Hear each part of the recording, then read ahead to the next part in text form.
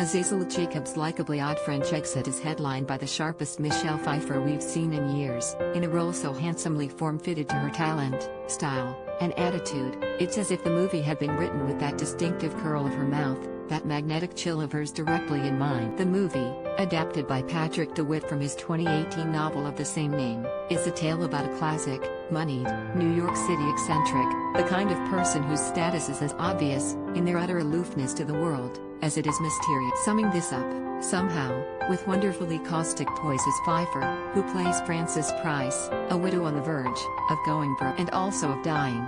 These things are directly linked, but you'd probably have to be as rich as Frances is, or rather was. It's a matter of lifestyle, you see. Frances' husband, Frank, died some years ago, and, well, there was only so much money left in the coffers, read, quite a bit, actually, for his family to live. Now, Frances and her adultish, unmucky-in-love son Malcolm, Lucas Hedges, have few options, all to the tune of Sell It All, a purge about which Frances is remarkably ambivalent. Frances either wants or plans, perhaps even prophesies, her death, which so far as she's concerned will arrive when she's completely out of money. Yet she also has a funny way of wasting what little money she has, overtipping, giving wads of money to the unhoused in Central Park, though not out of charity, exactly, making a getaway trip to Paris to either live it out or, if her insistent whittling away of her funds is any indication. Reviews let them all talk. Meryl Streep, Candice Bergen, and Dianne Wiest Stuck on a boat. What could go wrong?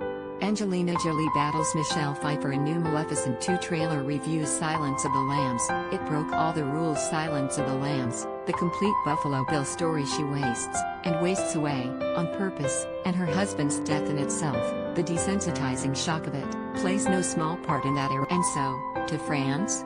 It's the trip overseas and the life awaiting them there that give the determined Frances and the rudderless Malcolm things to do, worlds to discover as, internally, their senses of themselves get scattered somewhat to the wind. This is the raw material, the backbone, of a movie that in so many ways hangs loose, swinging easily between grief and oddity in Jacobs' spry, adaptable hand. There's plenty to say about the movie that's better left to the film to reveal on its own. The significance of a certain cat, for example. The movie teeters on the edge of an uncertain reality, with mystical touches that draw it aloft and human ones that bring it back down to terror. It's a film that sails, primarily, on the quality of its interactions, particularly between Frances and other women, like the great Valerie Mahaffey as Madame Reynard, who initially embodies what might possibly be Frances' worst nightmare, a fan, and the equally wonderful Susan Coyne, as Joan, the closest thing imaginable to a genuine friend. The scenes with these women draw Frances, and Pfeiffer, out beyond the sense of caricature that the movie knowingly of. Madame Reynard is particularly useful here, where her grief is like an open-faced sandwich, all gooey and stacked with ingredients and melting effect. Frances is far more guarded, until Reynard reminds her of her own. These counterpoints make the difference. Frances is otherwise the kind of person to casually enjoy the sound of a knife being sharpened, the kind of person to enunciate the word insolvent with such grim assurance that you're almost tempted to be jealous of her situation. And Pfeiffer is the kind of actor to make such moments make sense in a movie that persistently veers toward softly mystical known unknowns, quirks of the sort that make you wonder if these people are genuinely strange or if it's money, in fact, that makes them so. Pfeiffer somehow pulls at the pure fun of the role, chewing scenery with the utmost etiquette, leaning into the humor of the mere idea of her character, while also rending the woman's emotional reality into something both plausible and pliant. What winds up being strange, then, is that French exit often feels so sleepy, not always intentionally, bourgeois ennui being what it is, but often with the sense that the filmmakers have gotten a little lost in the film's second half, after the chance meeting with the psychic, a fun Danielle MacDonald, after the semi-mystery of the cat resolves itself, after an unwitting Isaac de Banco finds himself enmeshed in this story, doesn't quite keep the volley going,